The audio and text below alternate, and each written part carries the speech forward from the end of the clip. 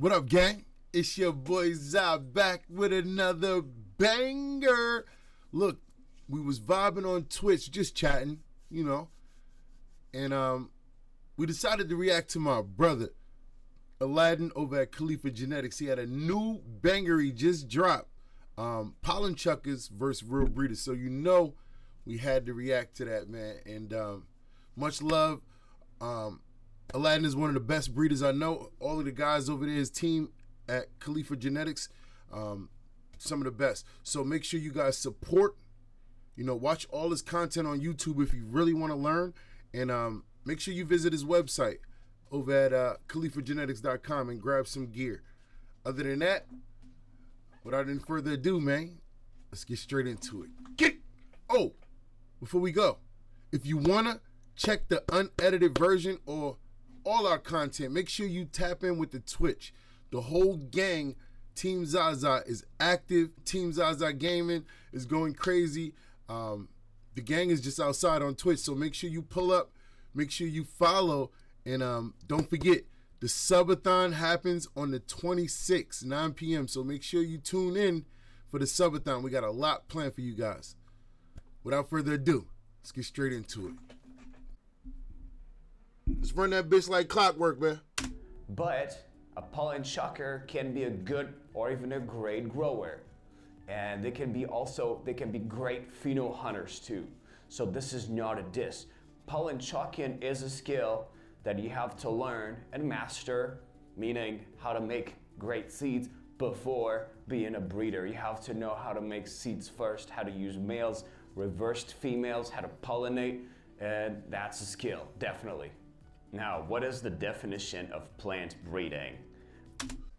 As breeders, we have intention and we have mechanics and we have a program specifically geared towards certain goals pertaining to the strain. It's just a lot of work that needs to be done. But a pollen chucker, somebody who just, like he said, takes the male and put it with the female, and I mean, that don't require no skills. He just trying to be nice to y'all. Breeding is selecting a certain set of traits to improve a variety or a strain. You have to do so as a cannabis breeder. You have to stabilize your lines, and after a variety is very genetically stable, we call it an IBL or inbred line.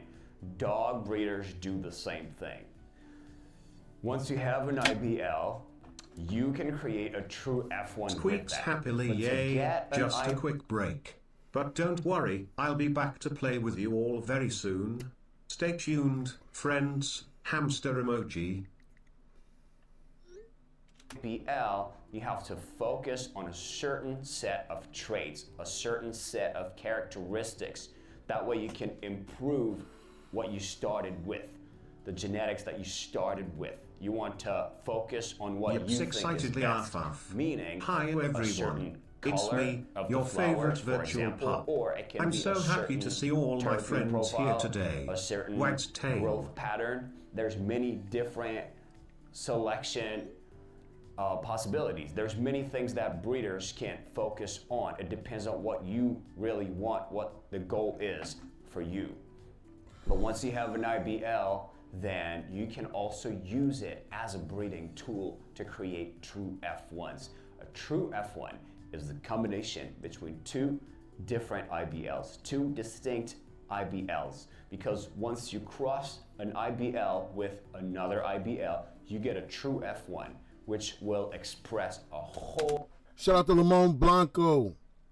That is one of the parents of White Pirate. If you are not familiar with White Pirate, that's 703 Grow Bros' new breakout strain, feminized only, a cross of Limon Blanco, V3, and Dead Man's Gelato.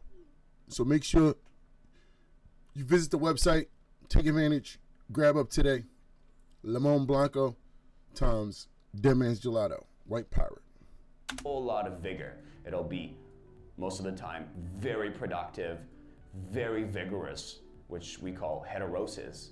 And the first generation will also be very uniform. So true F1s and IBLs, that's what most good breeders focus on. At the same time, you have to stress test your plants generation after generation in order to improve sexual stability as well. Because it doesn't really matter if the genetics are stable if you get nothing but herms, right? So you have to also focus on sexual stability and stress test your plants and only select the ones that will not herm, while selecting the plants that express the traits that you're after. So it can be quite complicated. When breeding with autos, it's a little bit different because you're gonna want to have more than one parent. You usually have 2, 3, or 4, which will which will produce more genetic diversity, but you will still get a certain uniformity at the same time. It will not be as uniform as IBLs and true F1s, but still quite uniform. And now, the moment you've all been waiting for. I came up with a list of some of the best breeders out there. However, I'm sure that I forgot to mention some of the best ones. It's not all of them. So please let me know who I forgot to talk about in the comment section down below. But yeah, let's talk about the old school breeders first, those who paved the way. There's Simon from Serious Seeds with his AK-47. Incredibly vigorous, super uniform, crazy terps. There's DJ Short with his Blueberry. It's an IBL. Also got a DJ Short Blueberry Dead Ops OG Cross. We may be bringing to the forefront soon. Keep your eyes on that.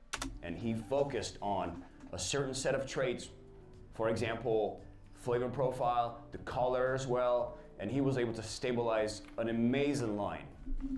Luke from Paradise Seeds, Breeder Steve with his sweet tooth, Sam the Skunkman, also known as Dave Watson, with his skunk #1, which is one of the backbones.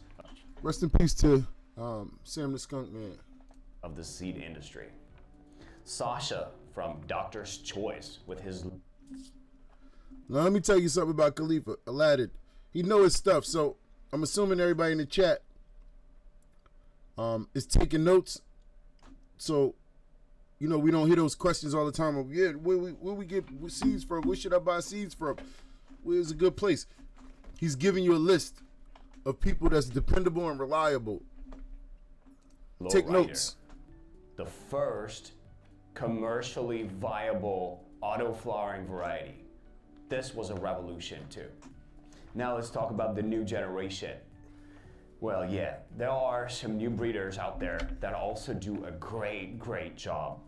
Daz from Night Owl Seeds, who makes some of the best. Autoflowers, definitely representing Spain over there with the autoflowers. A branch off from Mephisto Genetics. One of the guys and one of the original guys from Mephisto branched off, started his own Night Owl Seeds. Shout out to him for sure, Daz. Best autos, and he stabilizes his line as much as possible. James Loud, and also my brother ZaZa from ZaZa Genetics. That's not all. I forgot to mention many of them, but that gives you an idea of what a good breeder. Shout out my bro, man. Is.